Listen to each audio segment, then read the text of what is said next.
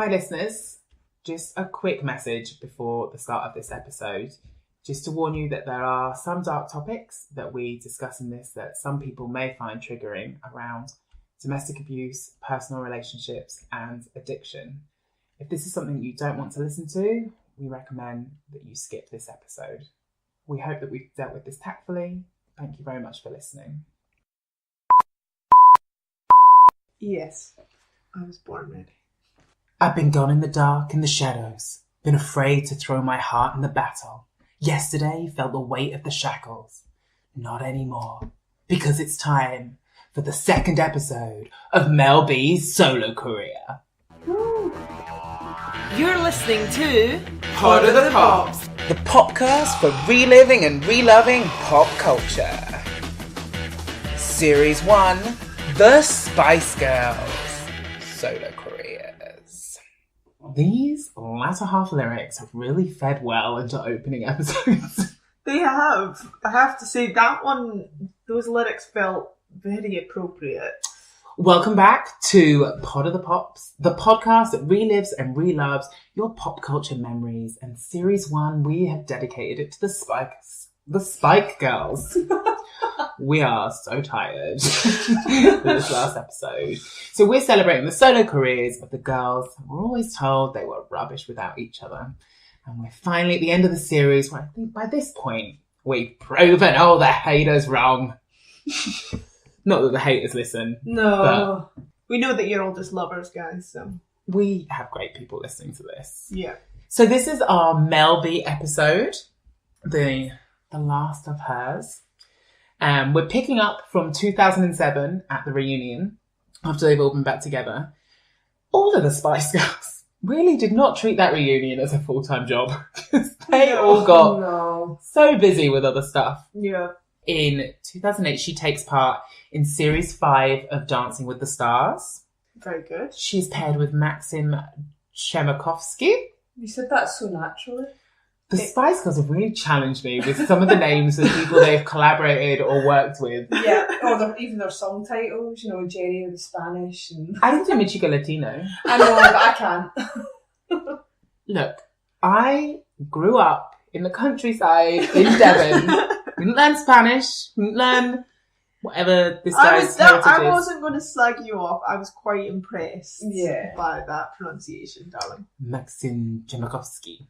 She was very successful on Dancing with the Stars. Len Goodman, chief judge, called her the most versatile dancer they'd ever had on the show. But she's a mover, man. It's Series 5 by that point. Yeah.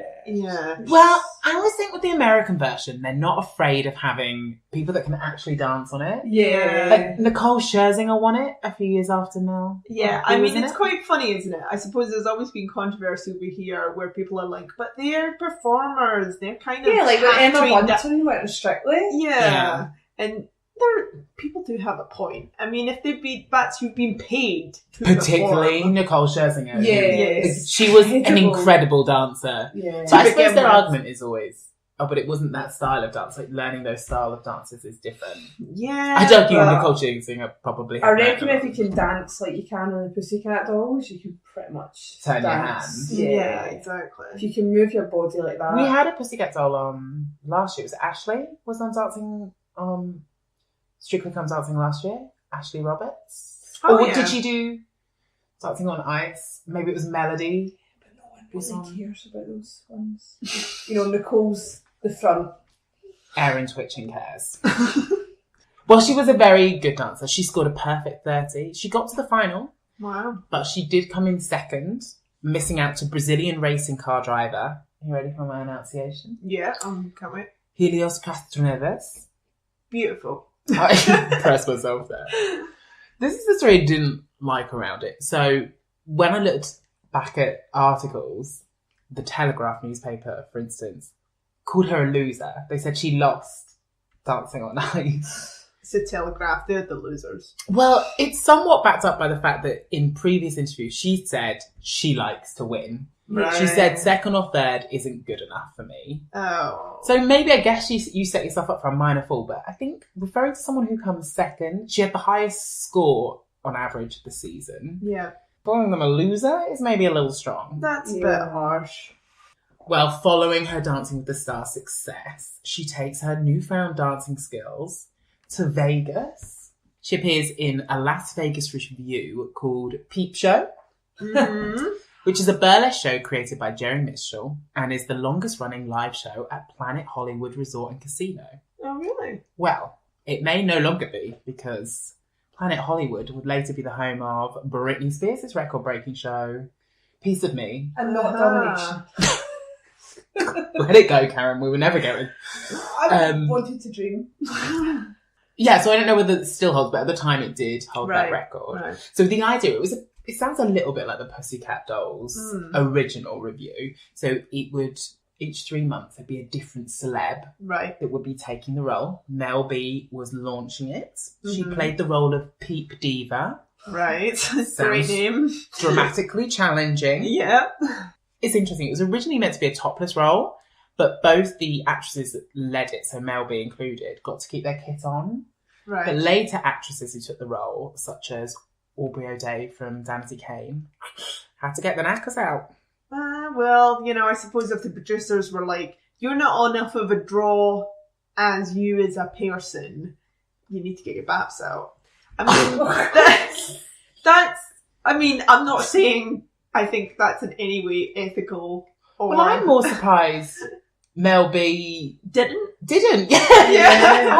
I'm surprised she wasn't. Oh yeah, I'll do it. Yeah. Well, because she does love to. But guys, that might not have been her decision at that point. Yeah, we need to think about this. Yeah. There might have been external factors. I see what you're alluding to there around. By this point, she is married to Stephen Belafonte, which is a problematic relationship, which will become more and more evident as we go through this episode. Yeah.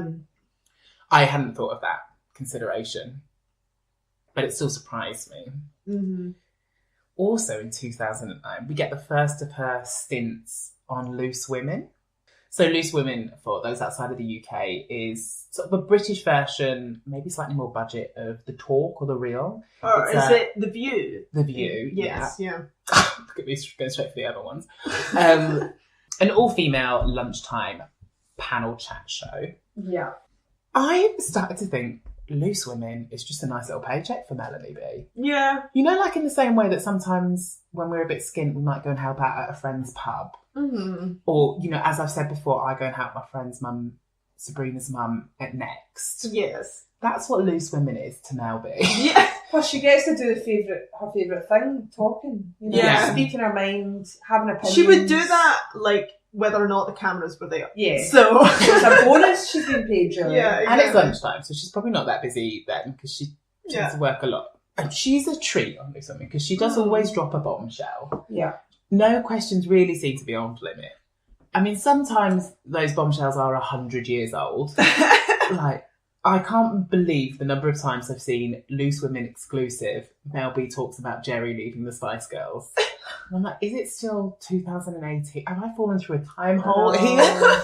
But yeah, I'd say that's more Loose Women reeling out that exclusive. Yeah. But she's had some nice little bits. She's constantly confirming a reunion on Loose Women.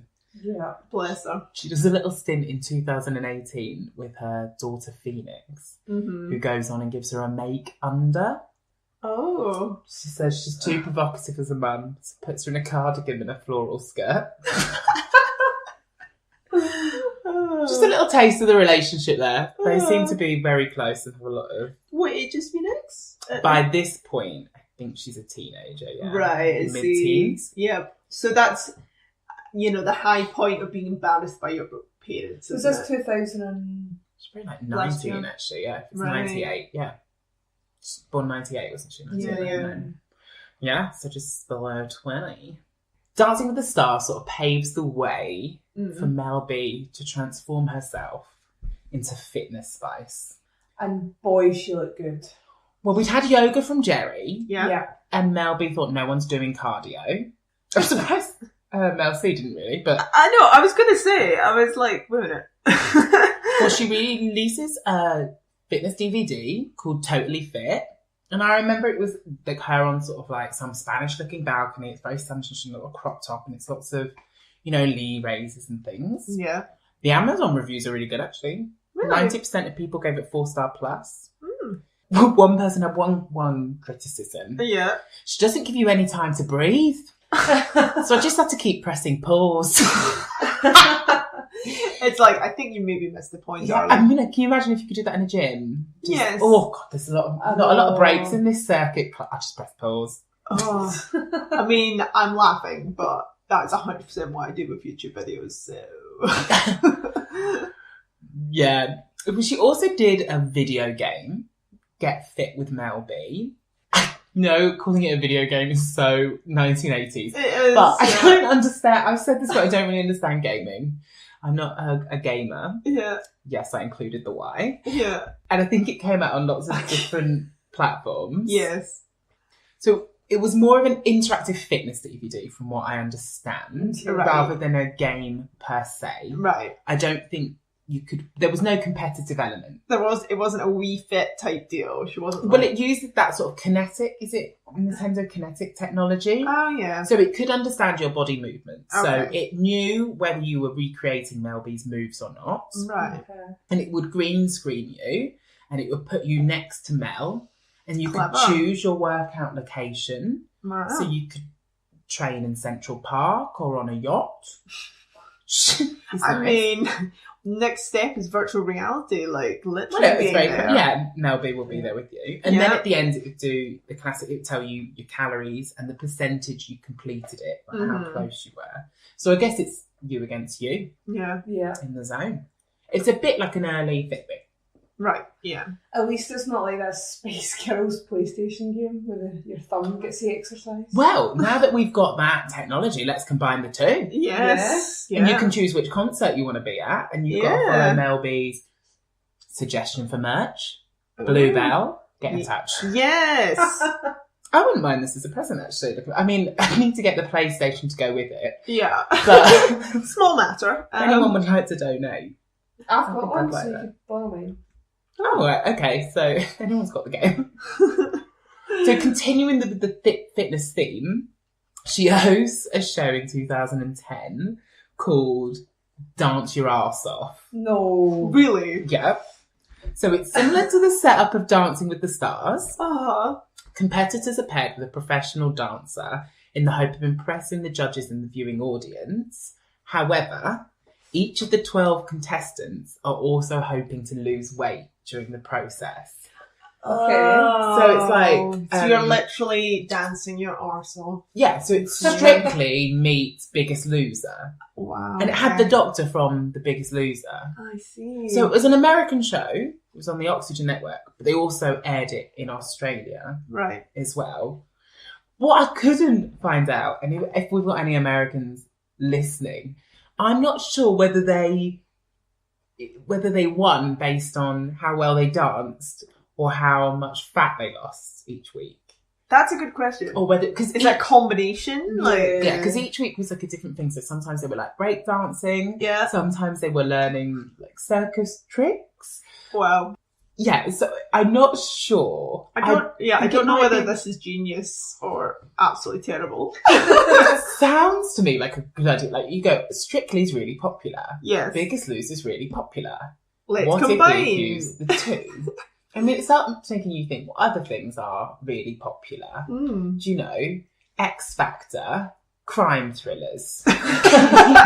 Put together, who is the best crime detective? You know, and each week, depending on how many of your crimes you solve, maybe that would solve the problem we have with the government maybe not funding policing. I don't know. So I might have to cut that. Just throw that one out there.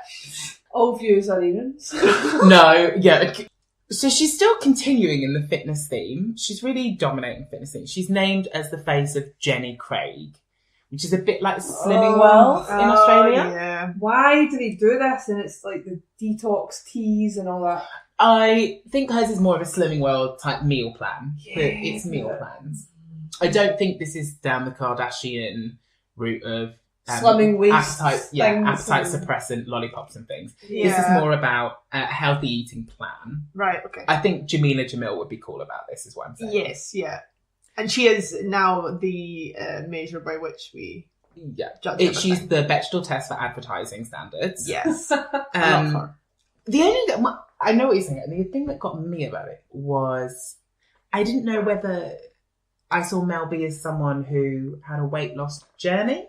Yeah. She's someone who knows how to keep in shape. Yes. She's like a Jennifer Lopez. Yes. She's always had a good bod. Yeah. And I would trust her in terms of a fitness book and a DVD and a healthy eating plan. Yeah. But I maybe wouldn't see her as she's not Oprah or Kirstie Alley. No. I think have also been Jenny Craig. Yes. And I think there's always that thing with celebrities, isn't it? That once you have that body, which, you know, she did from a young age, but she also found fame at a young age. So then she was able to keep it up with, you know, personal trainers, and maybe she has her own meal plans, her own chefs that come in. So you wonder with the fame, is it easier to keep on top of things? There's definitely a lot more pressure. Yeah. And you can afford to put a lot of the things you can get the resources in order to do it. But at the end of the day, you still have to get out of bed and do it. And there's plenty of fat celebrities. Yes. Yeah, that's true. And there's plenty of celebrities that have got thin and then fat again. Yeah. But none of the Spice Girls, really, when you think about it. But, I mean, but we would there are other girl bands that maybe not so much. I suppose what we could say in her favour is she's had children. Yeah. And I don't ever really remember her being, other than pregnant, ever being anything other than a healthy shape as well. Yeah. Like she's not like a Mel C where there's been times when you've gone, I think this is too far. No. Or a Victoria even. Yeah. No. So she has always seemed to have I know a lot of the rest of her life has been turbulent, but maybe that was one relationship with body and food. Well, maybe that was one thing she was able to control about her life, you know, with her eating, her fitness. She knew she could look good, so that was one thing she did try to keep up with, you know. Maybe that was perhaps. There is a little bit of controversy around the Jenny Craig. So in 2018, the company fined $38,000 for a misleading ad campaign that did feature Mel B. They had a 10 kilos for $10 campaign, which said you could lose 10 kilos for the cost of just $10. Right. Without adequately disclosing, you would also need to purchase the food, which cost a little more than $10. Yes. Yeah.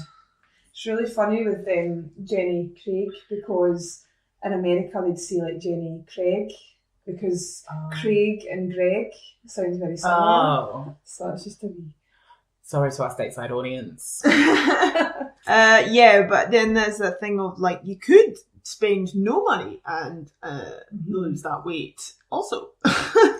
Yeah.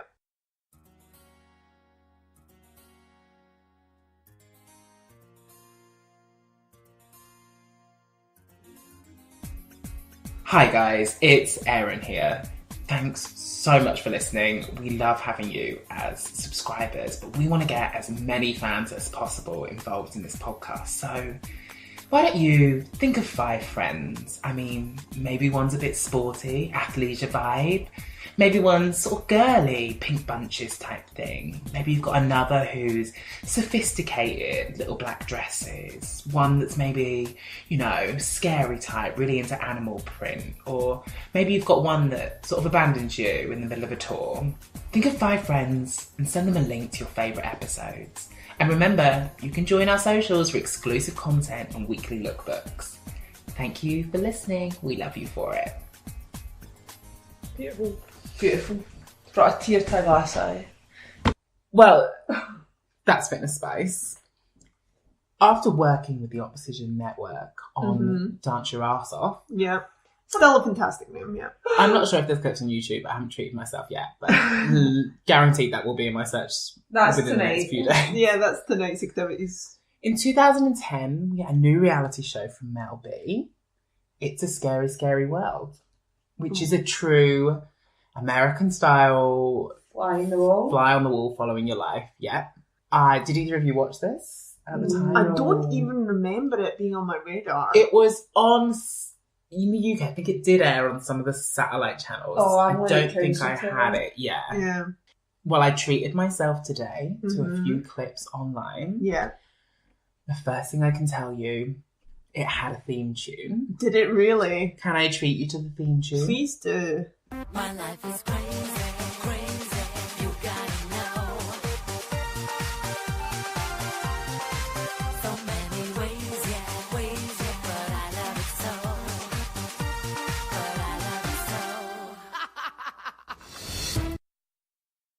I'd say a full half a day was put into the making of that theme tune. Yeah. I love Inspired. I love it when a theme tune is sung by the person in the show. Yes. It brings Yeah. me a lot of joy. Plus, it saves so much money and resources. Yeah. And I love her infectious laugh at the end. You can recognise that a mile. Yeah, that is a good addition, yeah. I mean, it reminds me actually that the iconic first few seconds of Wannabe are Mel B's laugh. Yeah. This is true. Yes. Maybe it's the same laugh. It's not, because that's No. ha ha ha ha. Yeah. And that was a ha ha Yes. ha. There's a distinct difference. I can hear that. I'm a Mel as B well. laugh connoisseur. The show is very American. Yeah. So it comes out at a similar time to, do you remember the VB reality show we talked about?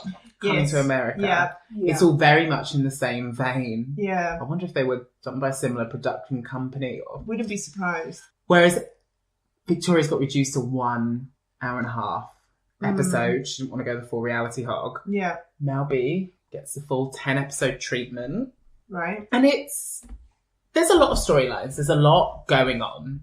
I mean, it's very dramatic editing. Yes. There's lots of wah, wah, wah There's lots of music. reaction sounds. Yeah. The music really lets you know how you're meant to feel. Yeah. She is busy. Yeah. I watched a few episodes, and each episode opens with, I'm launching a new clothing range. I've just started recording an album. I've got, like, every week she's got a new Got business. something. It's like Dragon's Den in there. It's very Spice Girl. Yes. I'm just Yeah. busy, busy, busy. Boom, Yeah. boom, boom. And then it's very family oriented. The kids are in it. Yeah. And there's always something going on with them. Stephen comes across, her husband, Stephen Yes. Belfonte, comes across as a bit of an egg, really. Yes. He just seems like a bit of a goon. Yeah. So one of the episodes I watched, he was worried about security and getting extra cameras, but he's a little bit wap, wap, wap, wap, wap, wap.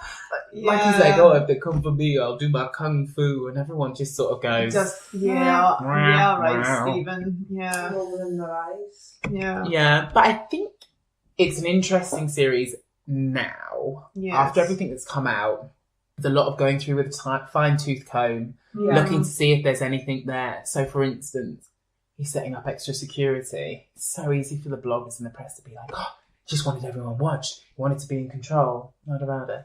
And you do see a lot of tension, I guess I'd say, between Yes. the two. Like, they've got a sparky relationship. Yeah. Yeah. But they're very professing their love a lot, and it's nothing that would necessarily give warning signs, Mm. especially when you know how hyped up these things are for television. Yeah, and I think with Mel Yeah. B as well, you always kind of, because of her personality, you always expect a bit of drama, a bit of loudness, a bit of silliness from In your her. face, yeah. Yeah, yeah. So if you see these things, it might not go amiss, Yeah.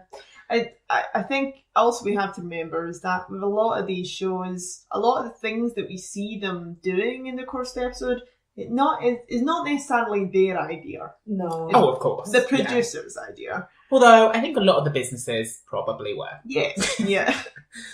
Well, we get celeb guests. Mm-hmm. It's only a 10 episode series. We get the Pussycat Dolls, Oh, really? Ludacris, Mm-hmm. Kim Kardashian, Ludacris. Jay Sean, Oh, wow. Natasha Bedingfield. Oh, The wow. one and only. I know. Huh? Well, she was a big deal in America for a bit. Like, a lot of her songs from her first album landed over there. Yeah. Unlike over here.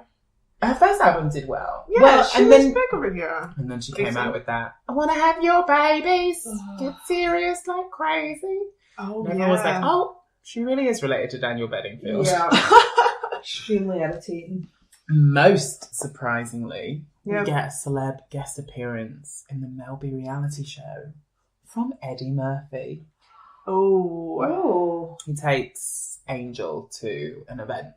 So all those questions we had before about how involved he was in her life, Yeah. enough to be in Mel's reality show, Oh, well. enough to be seen And that there. he said it was okay to be seen in the reality show. Yeah. Yeah. But that works two ways, doesn't it? It shows Yeah. him in a good light. Yeah. Also shows her in a good light. It's one. Yeah, definitely. But I think it's nice to hear a positive story Yeah. Mm. about a black dad. Yeah. True enough. Because there are enough stories out there of the opposite. Yeah. It lasted a season, so it's a nice little time capsule, Mm. I guess, if you're into that sort of show. it's not always for me. 2011, she gives birth to her third daughter. So her only child with Stephen Belafonte, he has another daughter, I think it is, from another relationship. Yeah. Right, yeah. She gives birth to Madison. Mm-hmm. Cutely, it's all within months. So Victoria and Emma and Yes. Mel B Mm-hmm. all have children within months of each other. Wow. Well, I think, you know how they say, like, when nuns live in a nunnery, they all end on the same cycle. Yes. Do we think maybe the Spice Girls Are all synced up are forever on the and ever? same cycle? Very possibly. Could explain some of the rifts. Yeah. It was a long pregnancy that ended. The quote that came out when she gave birth is, she laughed so hard that the baby just popped out. And there are literally photos of her being carried into the hospital, like it just popped. So I think she was a bit late and she was ready for Yes. her to come out. Yeah.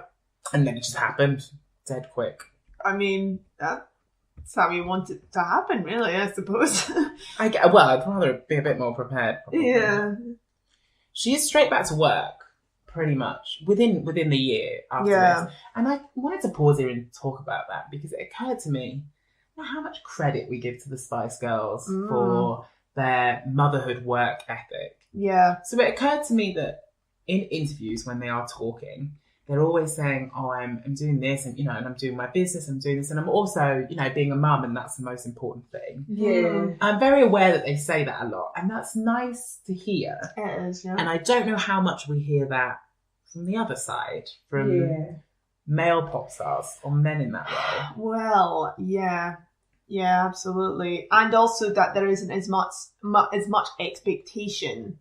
Because I feel like the media often will put pressure on famous women or successful women, being like, but are you abandoning your children? Whereas at no point, you know... That popped up with Sophie Ellis-Bextor recently. Yes, She made a big claim that I don't want to be asked about my children and my childcare in interviews anymore. Right. It's not... No. That's not an issue. Like, No. Trust me, I've got my childcare covered. Yes. And, the question... When are male pop stars asked similar questions, or male famous people? And the answer is hardly bloody ever. So, yeah, double standards. I was trying to think about it, though, just to see whether it was truly double standards. And I think you are starting to see some prominent male figures talking more about fatherhood. Yes. The example that came to me is Simon Cowell. Mm. I think since he's had his child, that's become very prominent Yeah. as part of his character and in his role within these shows. Yeah. So that's nice to see. Mm. But I did want to make the point about, although they're working mums, you do see them juggling Yes. work and showing women it can be done. Mm. But conversely, I suppose you want to see that there's options. And I don't know Yes. whether we have been able to see that from the Spice Girls. Mm. I mean, Emma took some time out, didn't she? Yeah. But you want women to have that narrative of being able to choose, right? Yeah. Definitely.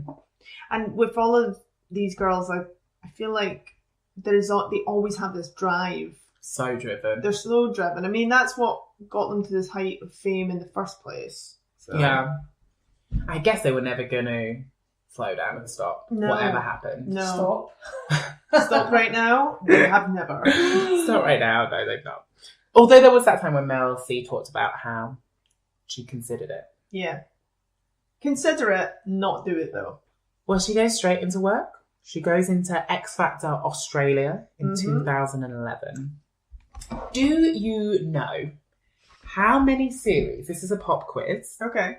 By the way, I love how you've turned your laptop away as if I can even read that. Because I know you're a cheater, No, Karen. but I can't read that right. Because I'm she's so blind. You cheated the other day. I didn't.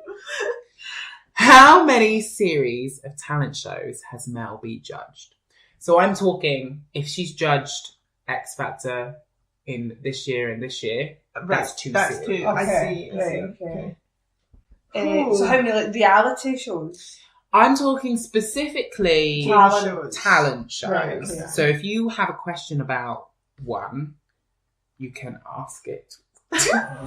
But I wouldn't include like if she's been on Dancing on Ice or Right, she's okay. presented that. Right. None of these are celebrity ones. They're all So she's done X Factor regular Australia. shows. She's done X Factor America. She's done X Factor UK because we watched that this morning.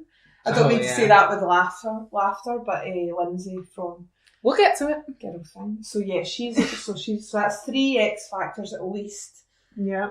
And then you've got, she wasn't on Pop Stars. She wasn't. Oh, that's before that anyway. Yeah. Britain's Got Talent. Has she ever done that? America's Got Talent, maybe. Oh, was she on America's Got Talent? Yeah. Yes. Heavily. Heavily. Yeah. See, I don't watch these shows. I can't stand them. I think it would be unusual for anyone listening to have watched all of the shows because she's In Done a so lot. many of them. intercontinental Oh, what about The Voice? talent judge spice. Has she done The Voice? She has done our version of The Voice. Okay. Oh, Would you like to hazard a guess? I want to ladies? guess at 10 series. 7? Lauren is closest. She has done 12 series. Wow. How on earth? She's done one series. And I do not include in this ones where she's been a mentor or she's guest judged. So there's more that she's shown up in for like one episode or 2 episodes. Wow. She's done she's done one full series of the X Factor UK. Yeah. She's done 3 series of Australian X Factor. She's won 1 series of Australian Voice Kids. She's done 7 series of America's Got Talent and 1 of the Champs. So that's included in the 7. The Champs? 12 in total. We'll get to it. Okay. Wow. But she starts her journey in Australia. The Australians love Mel B. I mean, So she's she- mouthy, like Australians. Mouthy B. We love you, Australians. Just a massive generalisation there. I've not been yet. She did serve as a guest mentor for the previous season in 2010, where she performed a medley with the 5 remaining contestants of Stop. Amazing. These remaining contestant medleys are always so awkward on these shows. Yes, because they're usually such different singers, right? Yeah. And it's normally like 12 awkward people Yeah. rammed together and all put in red Oh. so that they match, singing a song that none of them really like and none of them are arranged in. Yeah. Half the members never look that into it. This is no different. It's all very Fame Academy. Yeah. Mel B comes in for 1 line, which isn't even hers. She sings Emma's line, so she says it's a miracle she got it right. Oh my god. She sings it well though, just 1 line, and then she joins the chorus and just has a bit of a party. The other judges are cacking their pants watching. They cut to Natalie Imbruglia and Ronan Keating for a second, Yeah. and I assume they're laughing at something else, but they are cacking their pants. But she's great chat. She's good in an interview. She's having a great laugh with them. Yeah. She can banter. Yeah. Subsequently, she is hired for the job the next year, replacing... I'm not sure who she replaces. But she goes in all guns blazing. Unlike her. 3 days before the season premiere, Yeah. Mel B starts making comments about the other judges. Oh. She labels them dishonest and boring. She said, I don't care much for the other judges. Ronan thinks he knows it all, and Natalie's just too nice and really dishonest. Ooh. Don't hold back. Don't, yeah, tell us what you really think. Well, she does. Guy could just be boring, like, get on with it. Keep it moving, brother. Wow. Yeah. There's a response from Natalie Bassingthwaite, who was one of the judges. Oh, you know who that is? No. Izzy from Neighbours. I'm pretty Oh, She was in Recognise the she Picture. was in Rogue Traders. Vogue Traders because she did what that a song. Voodoo baby. sure. But all I think Baby. about is her in that lift with Carl Kennedy. Oh, yeah, that was around the era of us watching Neighbours. She was harming. good, She was great. I wonder what she Yeah. was like as a judge. Yeah. Well, she was not happy about being called dishonest and boring. I bet she was. clapped back. She said, I think it's just Mel B having fun. I hope so. Otherwise, she deserves a slap. A clap back became a slap back. Well, Mel B went on the same radio show the following day. Oh. She said, they're all scared of me, and I love it. There's got to be one bitch on the show, so as I might as well take that crown. You know, it's just so tongue in cheek, isn't it? And I think it's just all publicity again. Is good publicity. Yeah. Well, yeah. Well, she'd be a judge for 2 series. She's never won a talent series. She's never taken an act to winning. Oh. And she's done quite a few. She's had a few goes. Yeah. Well, not all of those are mentor ones. So if you think of Yeah. the 7 America's Got Talent, you don't mentor Oh, on that's those. true. That's true. Yeah. So yeah, give her some credit. Okay. She would be replaced by Danny Minogue, which is just the same judges, isn't it? Yeah. They just all cycle around the world. Yeah. Yeah. There's like the same, I don't know, 15 people that Yeah, just do yeah, it. 15 Yeah. to 20. I think I'm in the wrong job, guys. I'm just saying this. Gotta get into it, yeah. Yeah. I just wonder if it's like, do you think they call each other like, oh, Danny, can you come cover my shift on X Factor this year? They all have a WhatsApp group. Yeah, and they're just like, where do you want to be on holiday this year? And Danny's like, oh, I did UK last year. Have you got anything in Asia? Sorry, Mel C's over there. Okay. Well, which do you want, Mel? That'd be nice, actually. I like that. Yeah. Well, the Australians continue to love her because she does co-host Dancing with the Stars in Australia, which would make sense because she's got that history from Yeah. doing Dancing with the Stars in America. Yeah. Yeah. So she's got history, yeah. And then this is where it gets interesting. So we did talk about it briefly in the Jerry episode.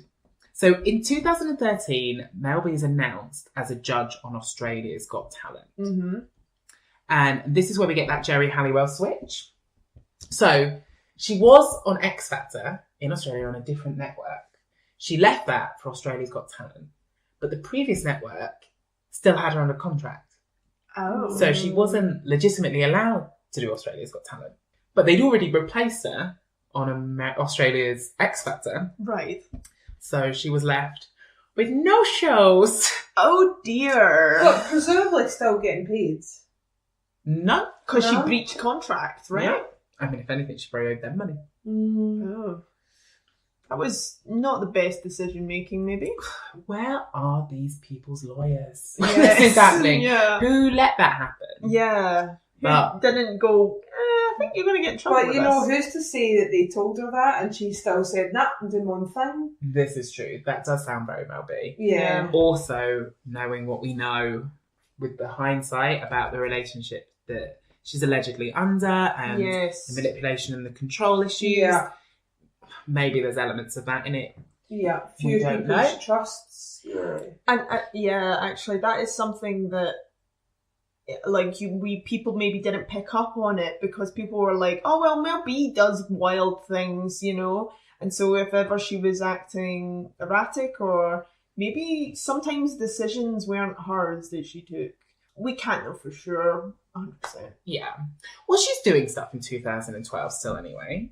So she signs a record deal with Emmy Australia Mm-hmm. for the third album. I didn't know she was going to make a third album. There you go. And she needed an Emmy Australia. She's not making it in her kitchen no more. No. She's like, done that, been there. Yep. 'Cause I've been there, done that. Emma Bunton album track. She comes out in a statement and she says, I know I've mentioned music in the past, but legally I've not been allowed to release anything. I didn't stop her leaving that contract and trying to go to Australia's Got Talent. No. Okay, she paid attention for. They paid attention to that one. I'm assuming the legalities weren't, it's a crime that you release music. I'm assuming that's not it. But we had bits of music from her. So Yeah. obviously Yeah. not just the theme tune to her reality show, Lauren. Yes. We also, she performs a track in one episode called Lip Lock Mhm. at a showcase, and she's talking about bits of music. So she signs a deal with Emmy, who are a big record label. Yeah. For Australia, though, because she's working a lot over there. And we start getting rumours about things that she's working with. So it's sounding much more R&B. Yeah. She's reportedly, the album is being produced by Danger. The producer you may remember, you guys probably remember most from Britney's Blackout. Oh, yeah.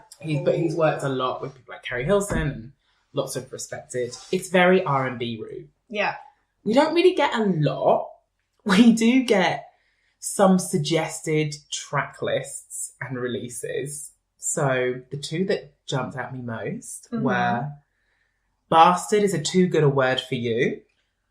Wow. There's a demo I want to hear. Yeah. Also Beverly Hills Cock. Oh. It's an angry album. I kind of do want to hear this now. Yeah, Yeah. this would make for a good leak. Because remember on her first album how she really tore into Jimmy, and you know it was all about him taking her money and Yeah. you know, so you know, imagine the sort of thing she might be writing at this time about previous relationships or current relationships. Yeah, keep that in mind for in a minute. Okay. But we don't really hear much. And then she signs in 2013, so she may have lost Australia's Got Talent, but she has not lost America's Got Talent. She signs in 2013 to replace Sharon Osbourne on season 8. Yeah, this is a huge show. Enormous. In America as well. Yeah. Which Yeah. just builds up your profile. It makes you a huge celebrity over there. Yeah. Yeah. And the money, you know, is fantastic, really. I don't know what she got when she started, Mhm. but reportedly on the last few series that she was getting $1 million a Yeah. series, which Yeah, not to be sniffed at. I wouldn't say no to that. No. She signs on at the same time as Heidi Klum. So in America, they expand the panel from 3 to 4. And do you know what's really nice? Is you seem to get a real friendship vibe from them. That is nice. I know I'm obviously always obsessed with female friendships. Yes. And I don't understand quite why that is. And I know it's not just me. No. There is a societal thing with that. Yeah. If you look on YouTube at videos of Little Mixed Friendship, there's literally hundreds where people are slowing things down to find the minutiae in the moments. Mm-hmm. Yeah. There is definitely something about that where we pick female friendships much more so than male ones. Yeah.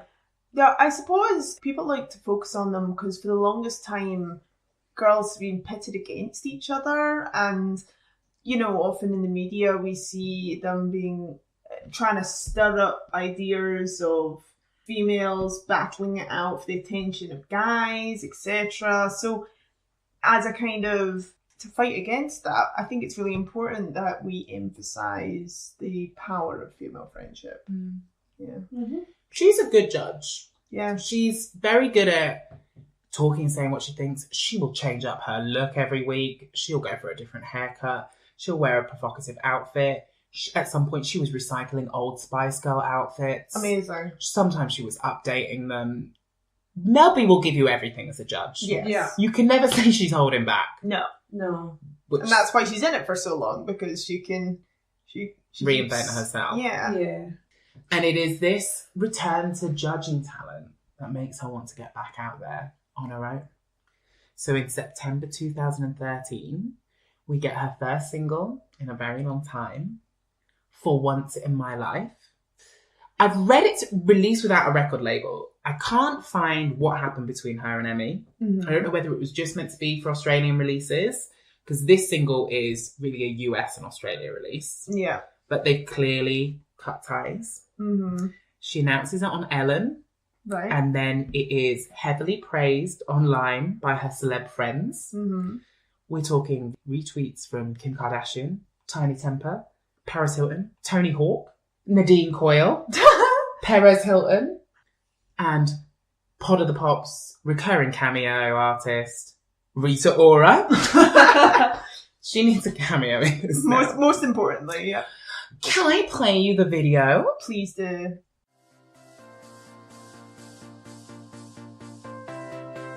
This is how I feel. I've been gone in the dark and the shadows, been afraid to throw my heart in the battle. Yesterday, felt the weight of the shackles. Not anymore, not anymore. Turn the lights, turn the lights, turn the lights on. Wanna rise, feel the rush, wanna free fall through the night. 'Cause tonight I'm unstoppable, unstoppable.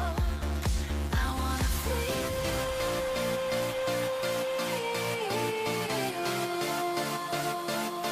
I wanna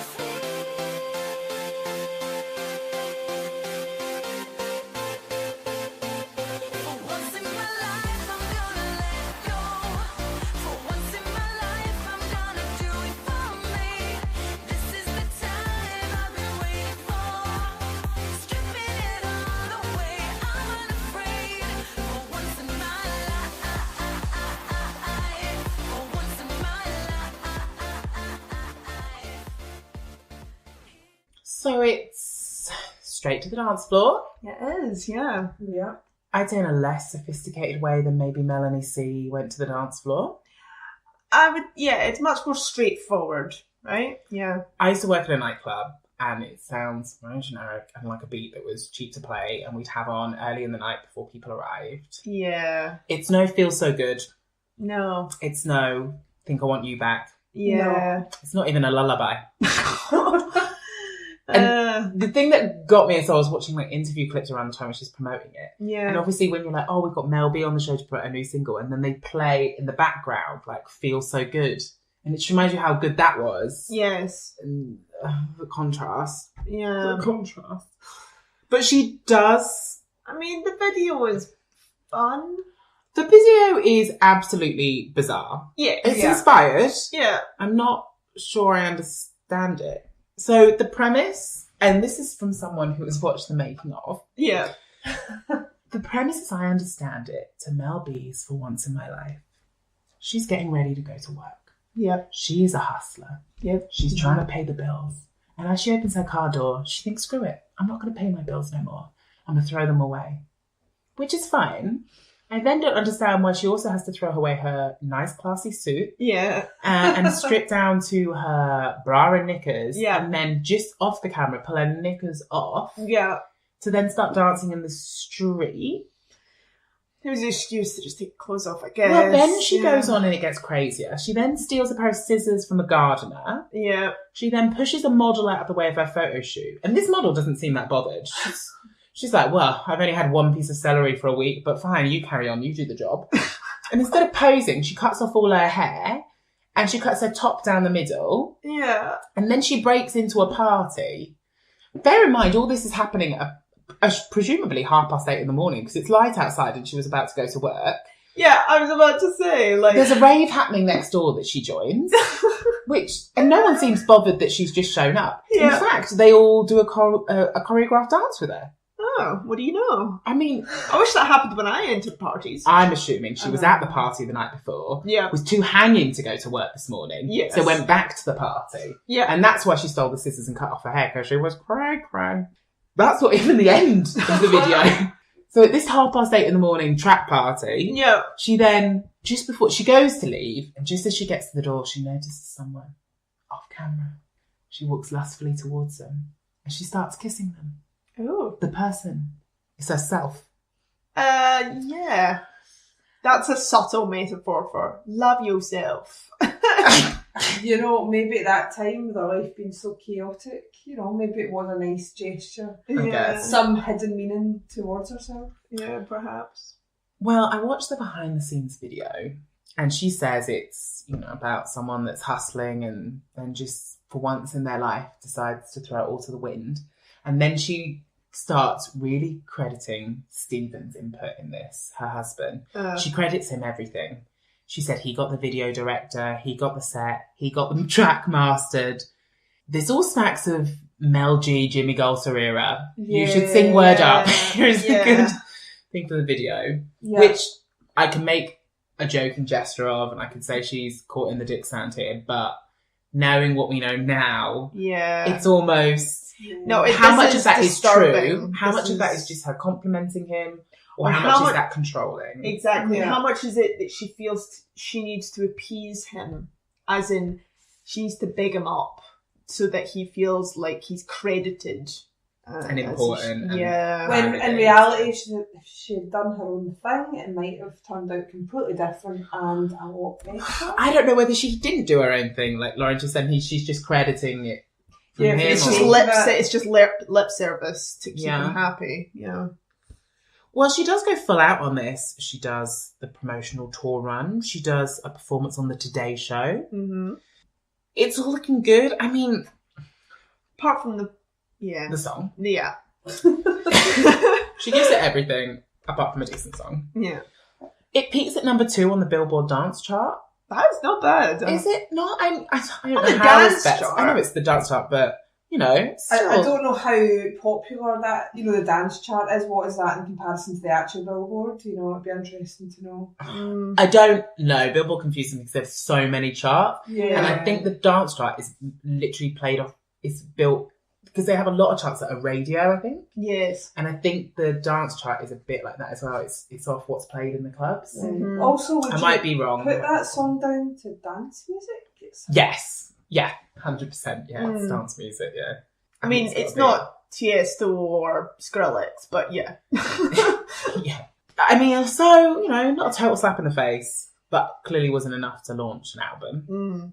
I mean, this is not Melanie C here. When she says we're getting music, we get an album. We damn well are getting music. Mel B says we're getting an album. We don't get no album. Yeah. We take on a few acting roles here around this time as well. She appears in the final episode of Secret Diary of a Cool Girl. Oh. Do you remember the Billie Piper series? Yes. It was very popular at the time. Yeah. I mean, I tried to find a clip with Mel B in today. Yeah. So I ended up watching quite a few Billie Piper sex scenes. Lovely. They are.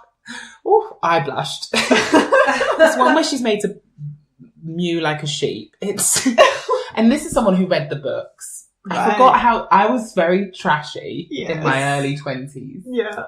Don't look at me, Karen, like I'm not trashy now. I've matured. I drink red wine now from a box.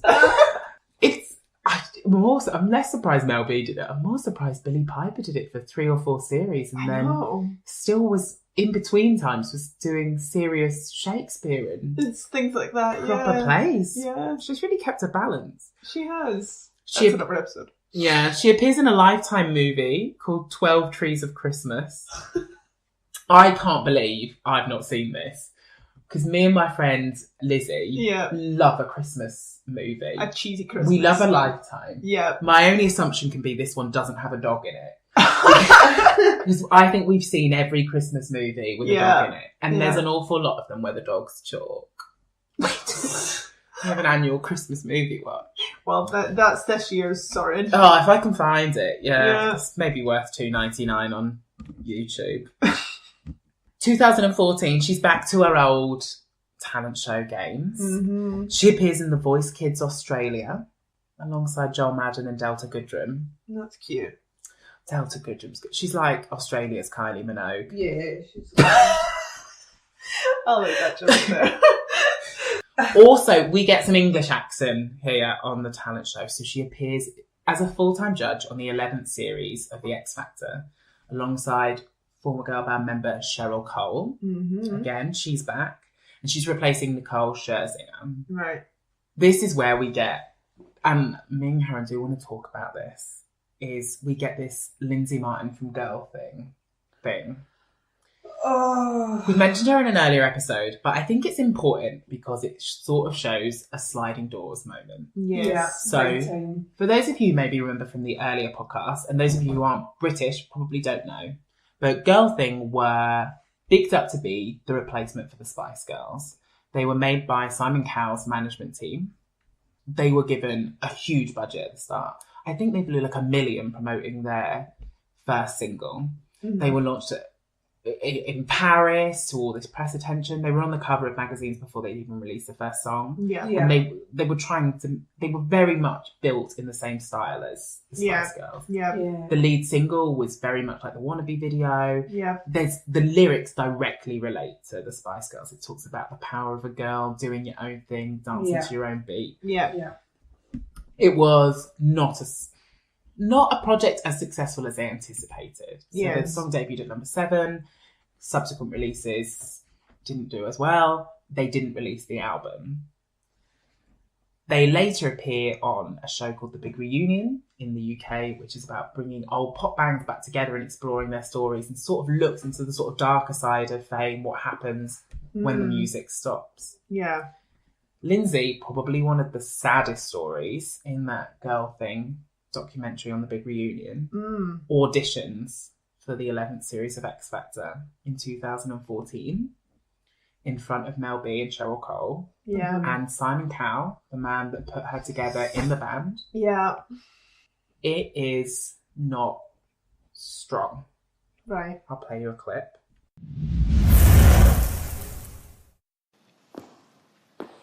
You and I must make a pact. We must bring salvation back. Where there is love, I'll be there. I'll reach out my hand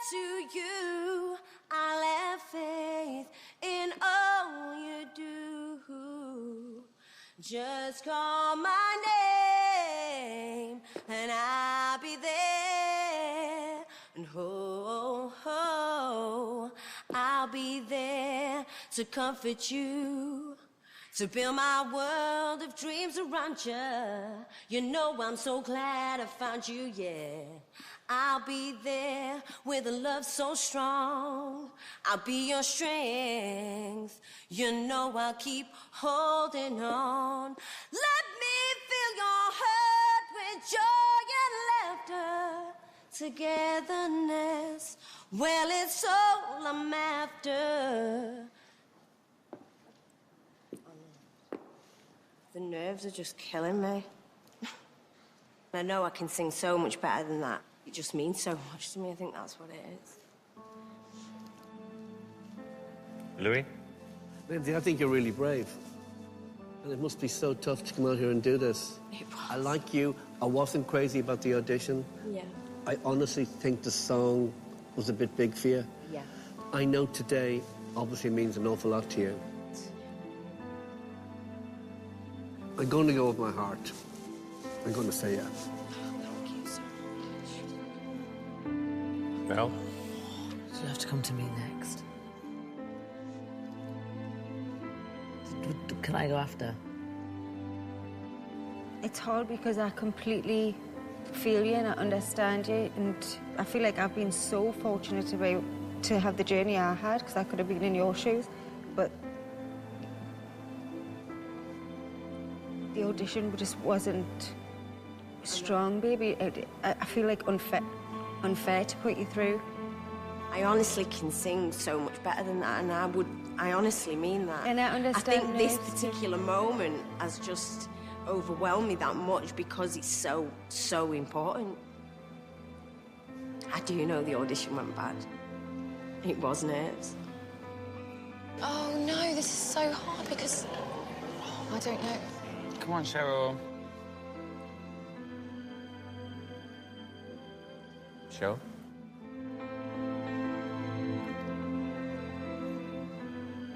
Mel? You know what? We all deserve second, third, fourth, 5 chances in life. Yes, I'm going to say yeah. You deserve another chance. I would not normally say yes because that was not a good audition, but I feel compelled to say yes to you today.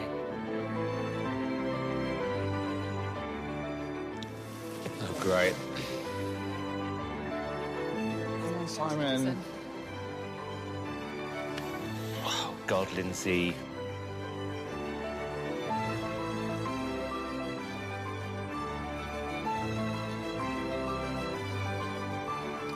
Okay.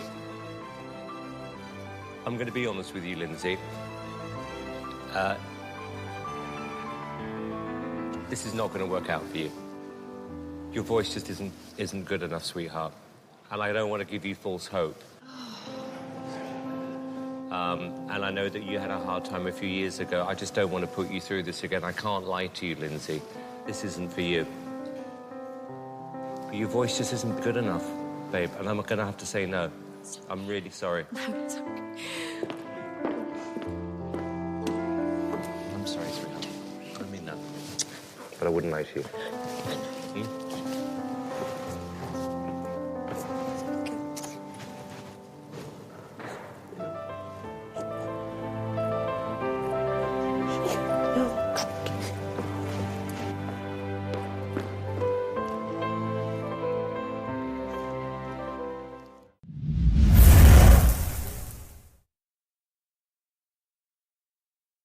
You can hear she's someone that probably could sing Yes. to an early noughties, late 90s standard, Yeah. but the world of talent shows has changed. Yeah. Yes. I think this is a good example of Mel B being a good judge. Yeah. She's critical. She says it quite honestly, you're not good enough, but everyone deserves a second, third, fourth, fifth chance. She does deflect the question first, doesn't she? Yeah, she does. And then she kind of does a bit of a dick move because she answers before Cheryl. Louis Walsh has already said yes. Then Mel B says yes, which means if either of the other two say yes, Lindsay goes through. Right. Which we all pretty much know the other two need to say no because she's just not good enough. Right, yeah. And so we're left with a pretty painful moment.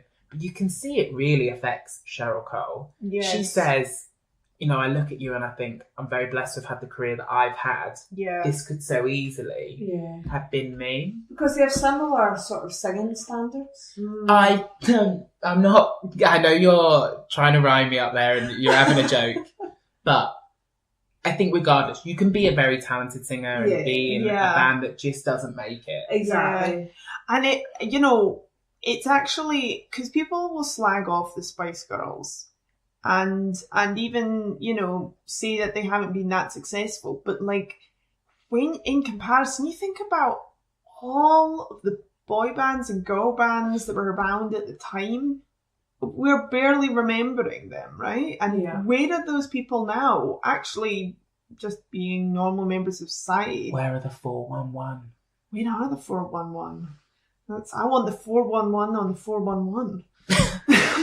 It's true though, you just want to, I do know what happened to the 411. Mm-hmm. Some of them auditioned for X Factor. What happened to the other members of S Club Juniors that didn't end up in the Saturdays? Yes. I'll tell you, they auditioned for the X Factor and they didn't make it. Yeah. And, you know, It's go on to literally do a tightrope. normal jobs. Yes. Yeah, it's a tightrope. These people are walking. Yeah. When's enough enough? When do you need to get a real job? You know, inverted. But also, like, it is so difficult for people when they've had a taste of fame. Yeah. And what they really love to do, perform, to have it taken away from you, to go to such heights and then to have to kind of go back to reality. I mean, it just makes you reflect upon the fact that all 5 Spice Girls have kept themselves in, you know, in the public eye. Yeah, successful. And it also makes you think about the girls who didn't quite make it into Spice Girls, or Michelle who left. Yeah. And was replaced by Baby. Yeah. And I just think, Sliding door moments, are these women thinking what if, or are they thinking, you know, thank goodness I didn't have so much fame, and you know, because I'm sure it's a people mixture can't of those cope. feelings, yeah. But you know, when is enough enough? And also it's difficult because we live in this culture which is like, chase your dreams. No one can ever take them away from you. Yeah. If you keep trying, if you work hard You'll enough, get you'll get there. And it's like that image that they Yeah. share on social media, you know, of the guy with the pickaxe drilling for gold. Yeah. And the guy, he just keeps on drilling, but he's above the gold. He'll never hit it. Yeah. And then there's the guy that's just in front of the gold and he just gives up just before he was about to hit it. But you never know because you can't see those. You never know which one you are. You could carry on forever and never make it, or you could stop today and would have made it tomorrow. But you've got rent to pay. Exactly. Yeah. So it's... Rings so true. I guess what we're just trying to say is the industry is really, really hard. And it's not set up to look after you. No. And I would argue as well that these programs do not. I know it's a bit of a discussion that's going on now with reality television and the way that people are cared for afterwards. Yeah. And I would say the minute that your auditions stop and you get the no, everything stops. Yes. They go from really rubbing your ego to, sorry, sweetie, no. Yeah. And then you don't hear it. The carpet is pulled out from underneath. Yeah, and I think for some people that could be really damaging. difficult. Yeah. Yeah. So Mel B starts on really good form in this series. And it becomes more and more evident as the series progresses that something's not quite right. She doesn't always seem there. There's press stories circling that things aren't great at home. Yeah. And that she's not okay. And it sort of culminates on the final. Oh. She misses the first night of the finals. So these things are spread over the Saturday and the Sunday. I think she misses the press launch on the Friday as well. And then on the Saturday, she's replaced by Talisa. That's... Justice for Talisa, first off. She deserved that seat and she deserves a future seat. Yes. We're told it's a suspected stomach ulcer. Right. She does return the next night. She tells fans she's feeling better-ish. But she struts out. She's wearing a sleeveless dress. It's a beautiful dress. Mm-hmm. Her hair is tied back. There is what looks like bruising on one eye. She has bruises on her arms. And she's not wearing a wedding ring. Oh. This is 2014. Yeah. They don't separate till the end of 2016. I want to make that clear. Yeah. It's a long time before they are away from each other. Right.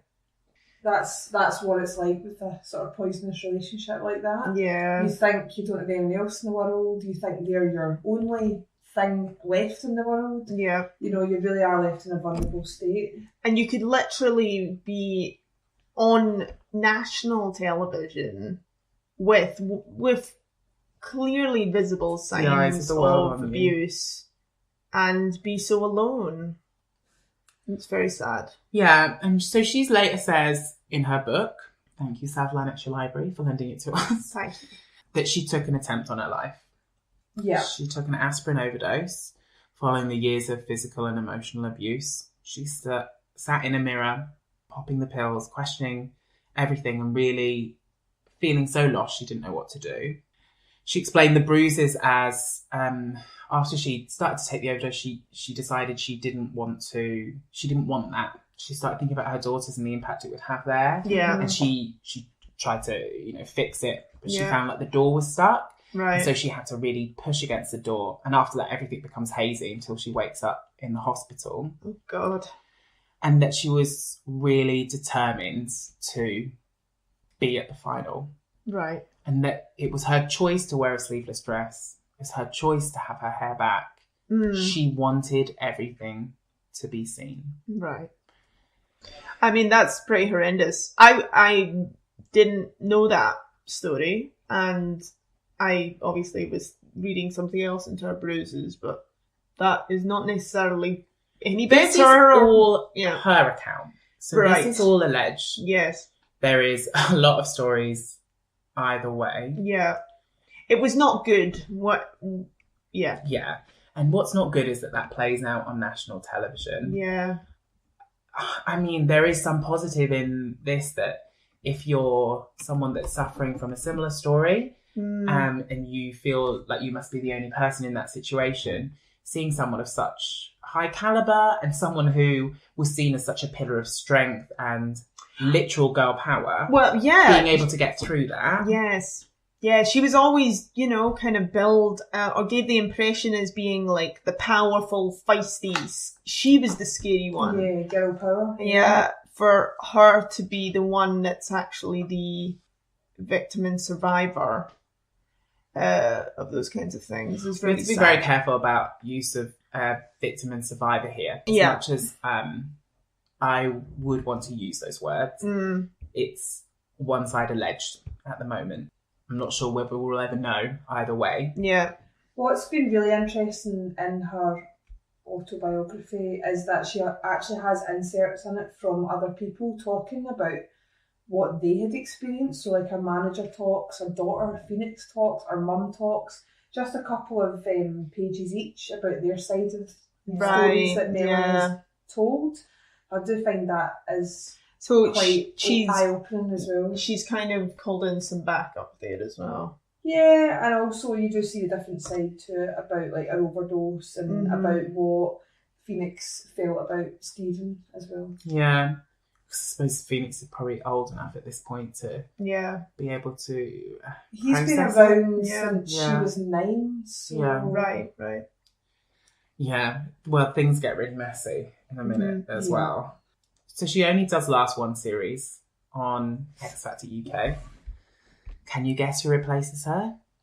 She makes a lot of cameos in this podcast. Is it Mrs. Ora? It's Rita Ora. It is. It's her aura. If they were going to replace Victoria with anyone, I think it should probably be Rita Ora. Yeah, I don't know if We many were people would choosing. complain. Also, I read that she was the co-host of Sydney FM breakfast show over this period as well. How she was managing that at the same time. How? I don't know whether it was phoned in or whether it was a bit of an Emma Hart FM pre-record or whether it was just for periods when she wasn't. I know during the X Factor she was flying back and forth because she was doing America's Got Talent as well. Oh, God. And I know that there was stuff like that, but good Lord. So much. She makes you wonder whether she's partly keeping herself busy to keep herself from thinking and feeling. I mean, that I is definitely relate to that. I've been there. That's a genuine question, because she doesn't need to do that radio show. No. But I guess she's just saying yes to everything. Well, there are reports later about money that we'll Right. cover, so bear that thought in mind. Okay. Let's make it a little bit more fun. That was quite heavy, and there is more heavy stuff to come. 2015, she becomes the host of Lip Sync Battle UK. Excellent. Alongside Professor Green. She signed up to host. I'm going to get dragged here. I don't get lip syncs. I like it. Please don't take away my gay card. I know I don't like musical theatre that much. I know I don't like lip syncs. Is that the thing that Jenna and Chase? Yes, they do the American version. So it's come from a Jimmy Kimmel, I think, or it's Fallon. Yeah, it was Fallon who sketch. did it. Right. Yeah. So it was a sketch on his late night show, and then it became Its Lip Sync own Battle show. America. Yeah. Hosted by LL Cool J, I want to say. That's right, with Mrs. John Legend backing him up. Oh, right. Chrissy Teigen. Yes. Yeah. I don't get lip sync. I'm not always underwhelmed when I watch a lip sync. There are some very good ones. I think a lot of it's about the staging, the choreography, like, people really go for it. I suppose there's a lot of it that's it's quite like, it's really ripping off drag culture, isn't it? In some ways. I'm going to get so dragged. I don't really like... Don't do it! I don't really like drag lip syncs either. Okay. So one of my things, I'm not a huge RuPaul fan. RuPaul the Drag Race show fan. Because I like everything up until the lip sync feels anticlimactic for me. And I think they do it better than anyone. Right, yeah. And you love a performance. I love a it's performance. not like you're sitting at home knitting Okay, every no, day. I respect this opinion of yours. Everything else about Drag Race, like I like, and they're making the dress and they go through all the competition they do through the rest of it. I wish it was just that. I don't get the lip sync, and I think it is just me. Right. Yeah. I'm missing a gene. I'll show you some really good ones. I've seen them, Lauren. I don't want to watch Ben Fogle singing Party in the USA. Fair That's enough. not my bag. I don't know why. Because all these elements individually sound like what I'd want. Yeah.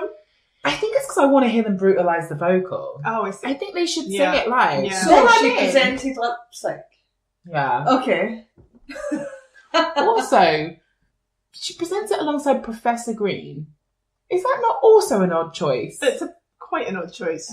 Yes. I mean, I like him a lot as a person. But, yeah, interesting choice there. I mean, if one of my pop quiz questions was, who hosts Lip Sync Battle UK, and you didn't know the answer, you wouldn't guess. No, I don't think so. Just like you wouldn't guess Ben Fogle sang Party in the USA. I suppose Professor Green was basically being British LL Cool J, right?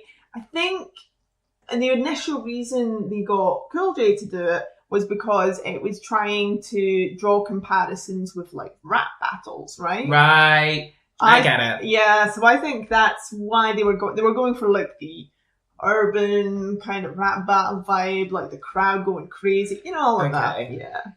Well, people love it. Yeah. There's 2 series and a Christmas special. Someone's watching. Yeah. I will accept it's me. I'm wrong. They're obviously good. I just don't. There's something I don't get. They're very frivolous, I guess. They're There's just a fun. lot. They're just fun. There's a lot of things I don't get because I probably work too hard. Yeah. 2016, she also makes a return for the final series of the X Factor Australia. Bit of a twist here. So she's only announced as a judge just before the chair challenge for a bonus category, Right. the underdogs category. So the Bit of a backhand compliment, that category, but yeah. that sounds like a Karen compliment. So it's the 3 chair challenges. They've got like 6 or 7 acts, and there's only 3 seats. They sing, and they get a seat, or they don't, and it's pretty harrowing as it is. Yeah. The Australians add an extra element, which is Mel B is there to scoop up some of the sloppy seconds. So if you get rejected by your judge, you might also get rejected by Mel B, but there might be a lifeline there. Oh, God. So no pressure on her. I like the sound of it, though. But that is awful after what I've just said about reality TV care does sound entertaining. Yeah. But maybe we need to get away from this brutal talent culture. Brutal spice. Brutal spice. Brutally honest spice. Ooh. Then we hit heavy again.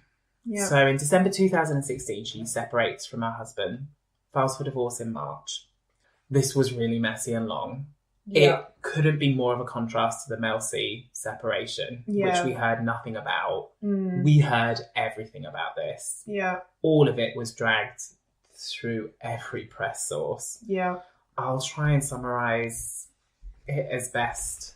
And you know, that relationship wasn't easy from the start, because remember, she met him when she was pregnant with Eddie Murphy's baby. Yeah. So it was a bit messy. And I think there were warning flags along the way, which for one reason or another weren't adhered to. So her family had raised issues and problems along the way. Yeah. But she was a long way from them. I think most of them were still in the UK and she was in LA at that point. Yeah, so she's been going between America and Australia. A lot. Travelling, so much travelling. And the UK. Yeah. And I think it's easy, I would imagine, if you're a fiery personality like Melanie B, to have a quick fiery row with a family member that you're not going to see very quickly, that can slowly brood. Yeah. And then if you are also in this alleged emotionally and physically controlling relationship, that can add to that, and it can become suddenly something that was very small can become a very big separation between all of your confidants. She claims have since surfaced that Stephen got their nanny pregnant, which led to the couple paying for an abortion. There are suggestions of domestic violence played a part in their split on both sides. Oh, God. The nanny, Lorraine Gillies, also filed a defamation claim against Mel B that was settled out of court for an undisclosed amount. Then stories emerged about how the nanny shaved her head. Some drug rumours there as well. The big thing seems to be around sex tapes. Oh, God. So it was rumoured that there was an open relationship and there were threesomes between them throughout their 10-year marriage. Also, probably the biggest part of this is the sex tapes. So it's rumoured that there are a huge series of sex tapes, which he allegedly is threatening to release. Oh. There's allegedly some of the three of them, her and the nanny. So it's this really confusing narrative around whether she was okay about the nanny or whether it was not. I mean, what people want to do, what people want to discuss about their own private lives, fine. But it just felt like so much was playing out, and the whole thing was playing out in the media. That's very undignified, isn't it? I mean, people, what goes on between consenting adults is really none of our business. But it is unfortunate when these things end up getting pulled into the public view, or when a relationship goes sour and it's used as a weapon. That's dreadful. I mean, and these things are always done towards women, isn't it? It's always the male partners dragging something that was shared, in private. It's horrible. I mean, my advice is just, really, guys, don't make sex tapes. No. It's probably the safest thing you can do. Yeah. It's not. Because so many of them end up out there. Yeah. And you, especially if it's a newer relationship, the amount of people that send each other clips of each other with people maybe they're just starting to date, but just be really wary and careful. Yeah. Because people don't have a lot of respect about sharing that sort of thing. Yeah, and in her book, Brutally Honest, she talks about how she believes that she was drugged during a lot of her sex tapes, and just some real harrowing allegations made to think about, definitely. Well, there's allegations both ways, so a lot of it goes around the custody battle. Stephen wanted joint custody of two of the children, Madison, his biological daughter, but also Angel, who he'd been in the life of since her birth, because he came along when Melanie was pregnant. Yeah. She had to fight for the custody and take a series of drug and alcohol tests to prove that she was fit, because... Yeah, because he was alleging she wasn't. Not just him. There were allegations from former friends. Oh, I see. So one former friend was quoted as saying she often took drugs and brought home random men to satiate her ferocious sexual appetite, including her children's piano teacher, a driver, a hairdresser, a surfer kid, a guy she picked up at Soho House, who the kids nicknamed Smelly Feet. It was from a former friend who also went on to call her the world's #1 worst mum. Whoa, that sounds like she annoyed somebody and they decided to get revenge. I think this is the thing with this, isn't it? And it's so messy, and also it's so easy when you've been in the public eye for the best part of 20 years to be able to go back through and go, oh, here's an interview quote where you said, I love sex, I can't get enough of it. Yeah. Which plays very quickly into ferocious sexual appetite. Yeah. It's very easy to look back at a reality show that you made a few years ago and edit together all the clips where you shout at him or say something derogatory. Mm-hmm. Yeah. It's so easy when there's so much footage of you, for you to be edited into a certain type of person, into a certain type of persona. This sounds brutal for the whole family. Yeah. Particularly for the 3 daughters that have to watch this play out and hear about it. Oh, God, yeah. Who are, some of them at formative, all of them actually at impressionable ages. The resolution on that, so with the nanny, it was all dealt with for an undisclosed amount. We don't know too much about that. Thank God. I'm glad we don't. Yeah. The domestic violence restraining order was not granted, so that does remain alleged. There is an order of sorts between them that they must not come within each other. So it's not on one part. They must stay apart and must not strike, hit or contact. Basically, keep the hell away from each other. Yeah. And there is joint custody. She has to pay $350,000 in legal fees for him and $5,000 child support for Madison. He doesn't have any custody with Angel. That wasn't granted. He has to keep the hell away from her too. Right. And $15,000 in spousal support. Plus the destruction of all sex tapes. That is featured and mentioned. Well, that's good. They got that in there, yeah. Also suggests that they were definitely there and that there was definitely threats to release them. Right. Yeah. I would suggest. Yes, that would. Money becomes a big discussion in this. Yeah. So the split is just so ugly when it comes down to like belongings. The court documents release things that are so gritty. Like there's a games console that means a lot to her, and she has to pay him for it. Oh. They split the gym equipment right down the middle. Oh, you take the 6s, I'll take the 8s. It's so granular. There's a part of me that goes, I know I've read this and I've put this in here. Yeah. There's a part of you that goes, should this stuff really be released? How much should we limit what courts are there? It's very voyeuristic, isn't it? Yeah. I did not dig deep to find these details. No. I did a very quick search, so I've really not rummaged. This is stuff people could have found out easily. Yeah. There are lots of claims that this ruined her financially. So Belafonte had said in earlier interviews during the bitter court battle that the couple's spending had been extravagant and affluent due to their lifestyle, and that Brown had wiped out all of her Spice Girls money, approximately to the sum of $50 million, if not more. Wow. I mean, obviously, allegedly. Or 100% allegedly. Taking it with a pinch of salt. These stories have followed round. Definitely, it was a long legal battle. Yeah. They are not using the cheapest lawyers. No. She's had to pay his legal fees. It was definitely said that when they sold the house, they had to set $1 million aside each to cover taxes. Right. Which I don't understand how celebrities keep ending up with these tax problems. What are these accountants doing? Oh. I don't believe for a minute it's Mel B's doing her own taxes. No. She shouldn't be. Yeah. Yeah. Why? How did you always hear about the celebrity. Mary J. Blige it's happened to. Oh, yeah. Maybe a couple of times. I might be wrong. But you think Mary J. Blige is definitely paying an accountant. Yes. Why is that accountant not sorting out her affairs? I mean, she's not doing what I'm doing, is she? And just putting receipts in a big drawer. And exactly. She's not leaving it till, you know, the end of January like I did this year, just getting it in on time. Yeah. But I don't understand how these accountants, the people doing their tax affairs, aren't sorting them out properly. I mean, I suppose it is, you know, obviously we're talking about much larger amounts than our tax bills, but, you know, in principle it should be the same. Should be easier. Yeah. I mean, this has a huge effect on her that she goes into great detail in her book. She is brutally honest, as the title would suggest. And she says, following this and her father's death, she has to seek treatment for post-traumatic stress disorder. Yeah.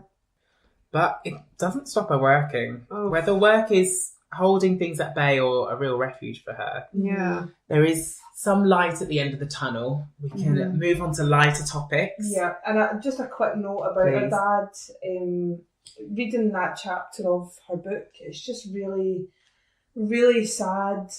She's had quite a traumatic relationship with her dad. They both seem to have similar personalities where, you know, she would come home, had not seen her dad for so long, drive up to Leeds, he'd be standing, you know, at the door with a beer can, and she would say, "Why have you got a beer can? You're meant to be sick," because by this point he'd been diagnosed with cancer.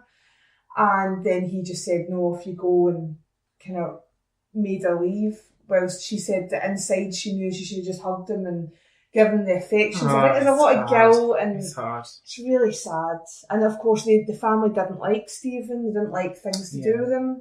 But when the father was ill in hospital, the family password for anyone to get in to see him was Phoenix. Right. So she said when she found that out, you know, she knew that there was still a connection to her dad and her family.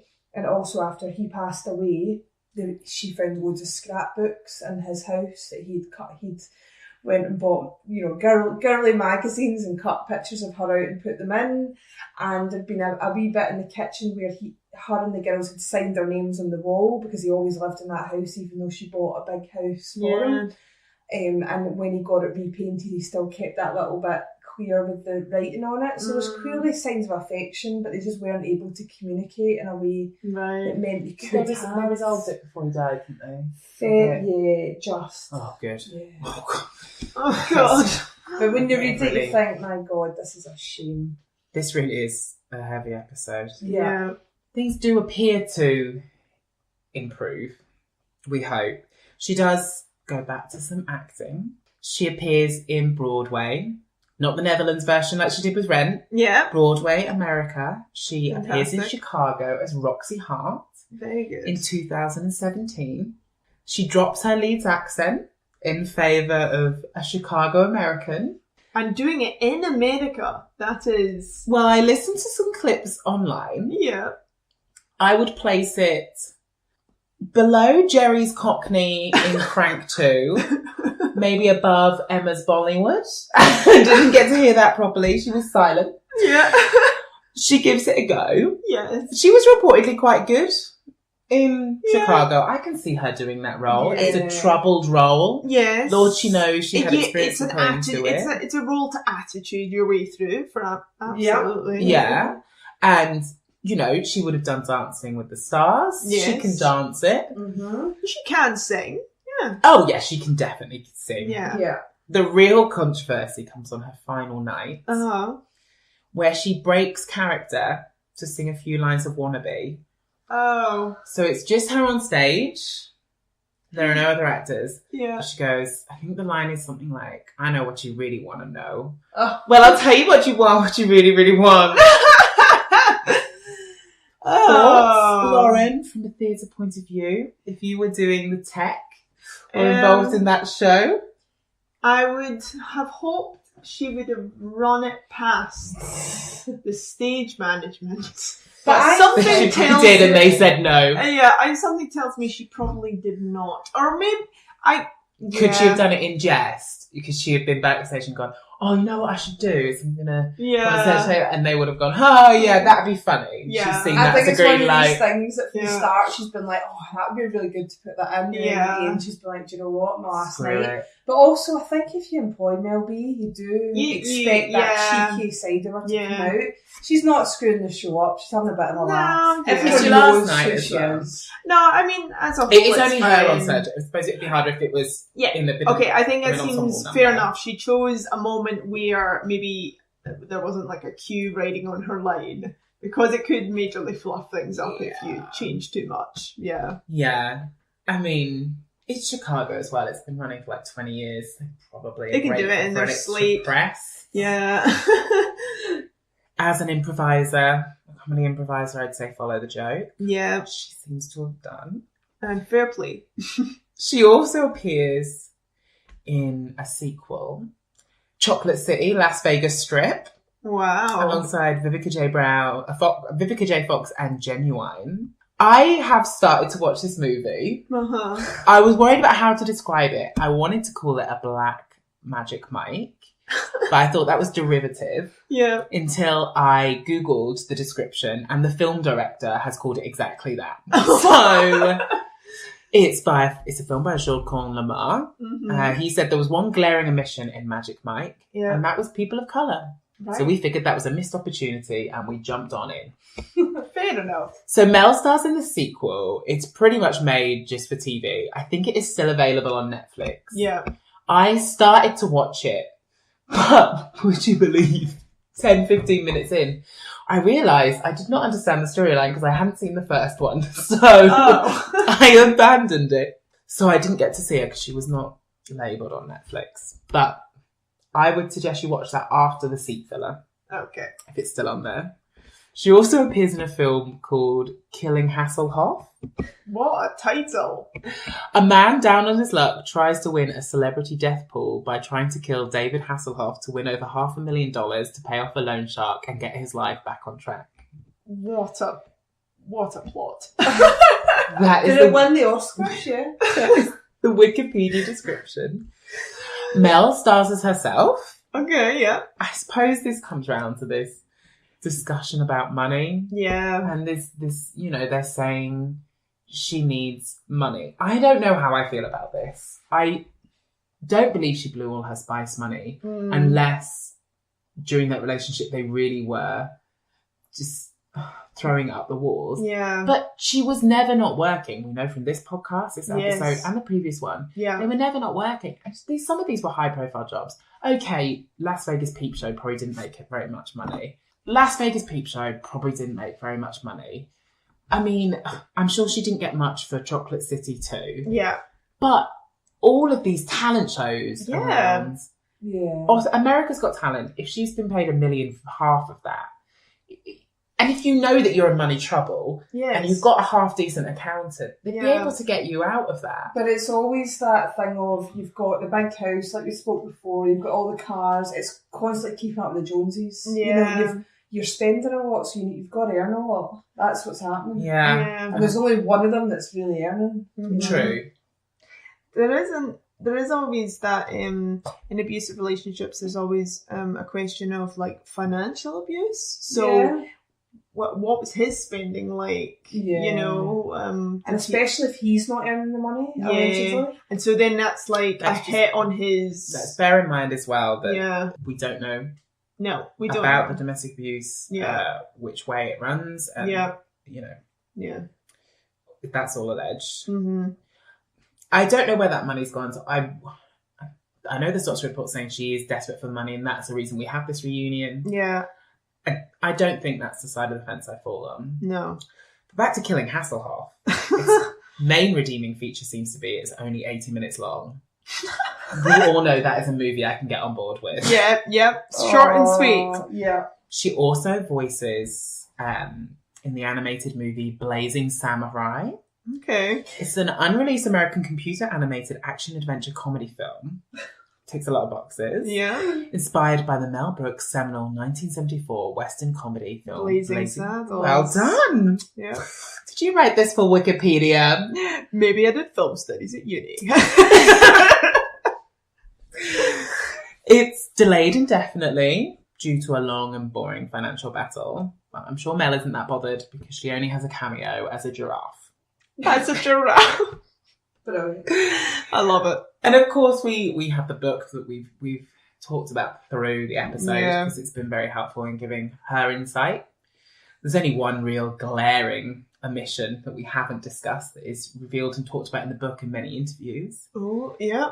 Is Brown's 5-year relationship with film producer Christine Crocus. That is Christine, a female name. Yeah. They lived together in Los Angeles between 2002 and 2006. Speaking to Gay Star News about the relationship, she said it was an experimentation. I fell in love with a woman for 5 years. An experiment doesn't last 5 years. Yep, that's But that experiment. Asked about the relationship. She said, people call me lesbian, bisexual, or heterosexual, but I know who's in my bed, and that's it. I have a huge libido and a great sex life. Fair play. That's really interesting you've said that, because when you said there was something from the book, there's also a few other things. Oh! Because it is brutally honest. Just to touch briefly on her alleged drug and alcohol addictions as well, we haven't really spoken great detail. She has said in the book that she was, using cocaine and also prescription drugs, as well as battling with alcohol. So, yeah, she's been through a lot.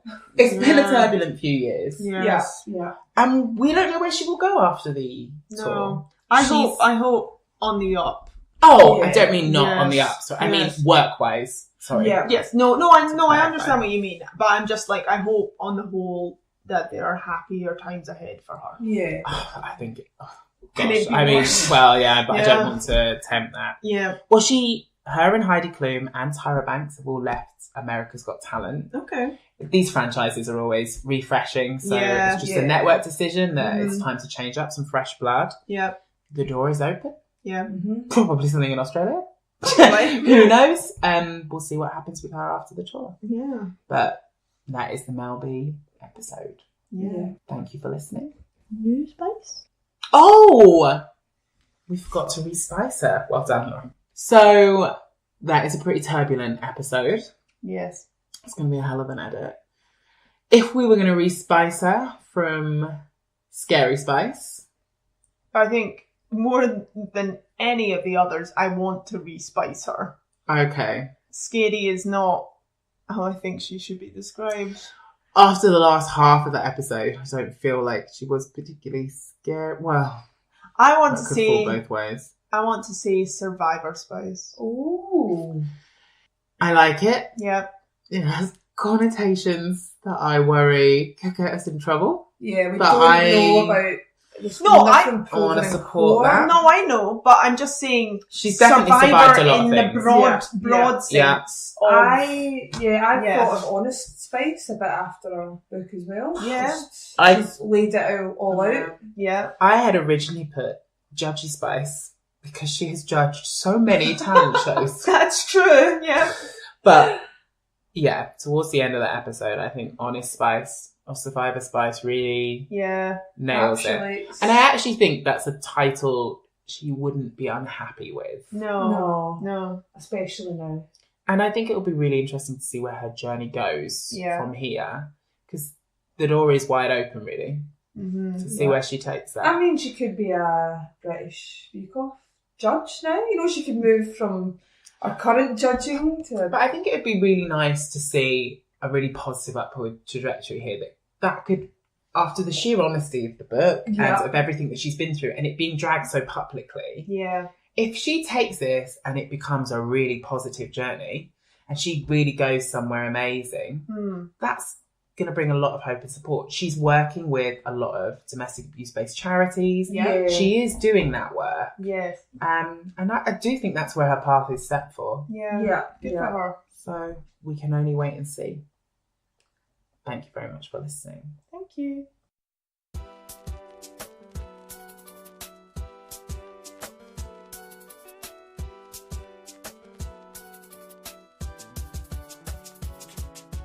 I'm going to guess Russian. Who knows? But she danced. Someone didn't hit airplane mode.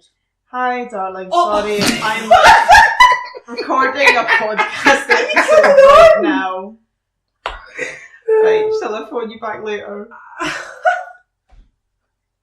No, we have not. We're obviously not Lauren's priority right now. In fact, you're literally being recorded right now. Yeah. But don't worry, just continue your conversation. I mean, we're here all day, aren't we? Right. All night. Right, I'm going to hang up now. Oh. Thank you, bye. Guess who has to edit this episode? No. I am not Bye. editing this. I can't edit anyway, but I don't want you to. Sorry. It's alright, everyone really wanted to know that conversation.